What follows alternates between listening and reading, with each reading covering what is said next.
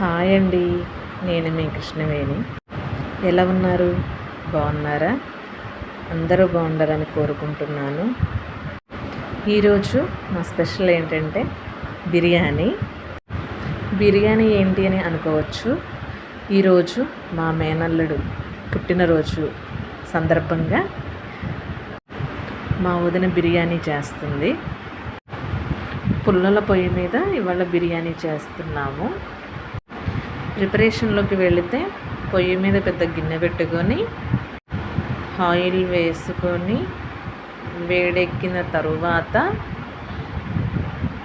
Onions, పచ్చిమిర్చి వేసుకొని బాగా వేపుకోవాలి. ఆనియన్స్, పచ్చిమిర్చి బాగా వేయించుకోవాలి. ఫ్రెండ్స్, ఈరోజు పుట్టినరోజు జరుపుకుంటున్న మా మేనల్లుడు నాగబాబుకి పుట్టినరోజు శుభాకాంక్షలు. అందరూ విష్ చేయాలని కోరుకుంటున్నాను. అందరూ బ్లెస్ చేయండి. ఇలాంటి పుట్టినరోజులు మరెన్నో చేసుకోవాలని మీరందరూ నాగబాబుని బ్లెస్ చేయండి. ఈ ఆనియన్స్ బాగా వేయించుకోవాలి. వేయించుకున్న తరువాత బిర్యానీ ఆకు కూడా వేసి వేయించాలి. మధ్యలో నేను మర్చిపోయాను చెప్పడము. ఇవన్నీ వేసుకొని వేగిన తరువాత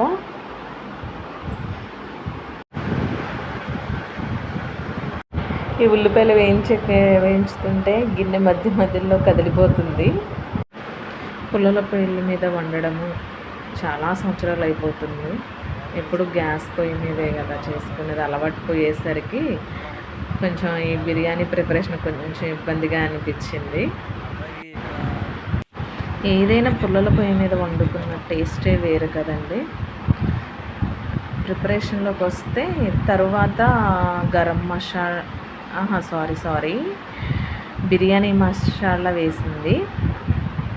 వేసి కొంచెం సేపు అంటే తిప్పేసిన తర్వాత అల్లం వెల్లుల్లి పేస్ట్ వేసుకున్న తర్వాత అది ఫ్రై చేసుకోవాలి. పచ్చి వాసన పోయేంత వరకు దాన్ని ఫ్రై చేసుకోవాలి. లేకపోతే టేస్ట్ డిఫరెంట్గా బాగోదన్నమాట. పచ్చివాసన పోయేంత వరకు వేయించుకోవాలి. మధ్యలో వచ్చి నేను డిస్టర్బ్ చేస్తున్నాను మా వదిన్ని. ఏం చేస్తున్నావు ఏంటి అని, నువ్వు వచ్చి చెయ్యని అని నన్ను అంటుంది మా వదిన బిర్యానీ. నాకు ఇంత క్వాంటిటీలో చేయడం రాదు, ఎక్కువ కొంచెం అయితే చేస్తాను తప్ప ఇంత ఎక్కువగా చేయాలంటే నాకు రాదని ఇద్దరము అనుకుంటున్నాము. మధ్యలో వచ్చి ఎంట్రీ ఇచ్చి వెళ్తూ ఉన్నాను. ఓకే, అల్లం వెల్లుల్లి పేస్ట్ బాగా వేయించుకోవాలి. వేయించుకున్న తరువాత సాల్ట్, రెడ్ చిల్లీ పౌడర్, కారం పొడి, పసుపు వేసుకొని కలిగి తిప్పాలి. చూసారా పొయ్యి చుట్టూరు కాళ్ళు ఎలా కనపడుతున్నాయో? అందరం గుమిగూడిపోయాము పొయ్యి చుట్టూరు బిర్యానీ చేస్తుంటే. పిల్లలందరూ ఎప్పుడైపోతుందో, ఎప్పుడు తినేసేద్దామా అని అందరు చుట్టూరే నుంచున్నాము. పొయ్యి చుట్టూరు నుంచొని చూస్తూ ఉన్నాము. బిర్యానీ చేసేది ఒకళ్ళు, చూసేది ఆరుగురు చూస్తున్నాం అక్కడ నుంచొని. కారం, పసుపు, ఉప్పు వేసుకున్న తర్వాత కలిపేసి కొంచెం సేపు కారంది పచ్చివాసన పోయేంత వరకు కొంచెం లైట్గా వేగనివ్వాలి. అవంతా వేగిన తర్వాత కొంచెం వాటర్ యాడ్ చేసుకోవాలి. నన్ను మధ్యలో మా బాబు చూపిస్తున్నాడు, మా వదిన నేను. తర్వాత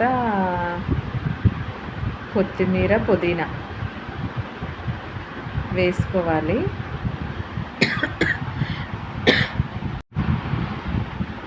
కొత్తిమీర, పుదీనా వేసుకున్న తర్వాత కొంచెం సేపు వేగనివ్వాలి. నేను వదిన వంటలు బాగా చేస్తుందండి.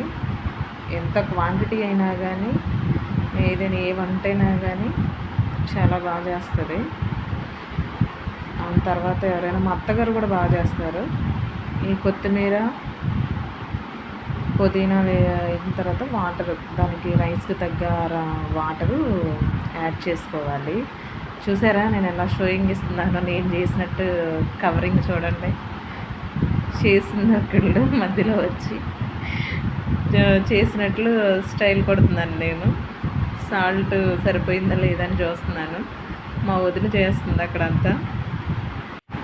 నేను చేస్తున్నట్లు బిల్డప్లు ఇస్తున్నాను నేను. సాల్ట్ సరిపోకపోతే కొంచెం యాడ్ చేసుకున్నాము సాల్ట్. నీళ్ళు తెరలిన తర్వాత బిర్యానీ రైస్ వేసుకోవాలి. ఈ బిర్యానీ ప్రిపరేషన్లో నేను చేసిందల్లా ఈ బిర్యానీ రైస్ వేయడం మాత్రమే.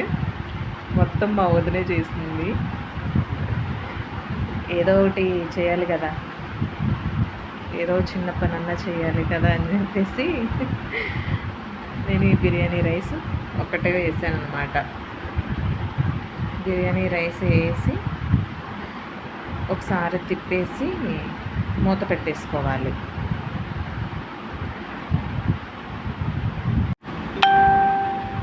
ఈ పుల్లల పొయ్యి మీద ఒకసారి బిర్యానీ వండుకోండి, ట్రై చేయండి. పుల్లల పొయ్యి మీద వండిన దానికి గ్యాస్ మీద వండుకున్న దానికి చాలా డిఫరెన్స్ ఉంటుంది.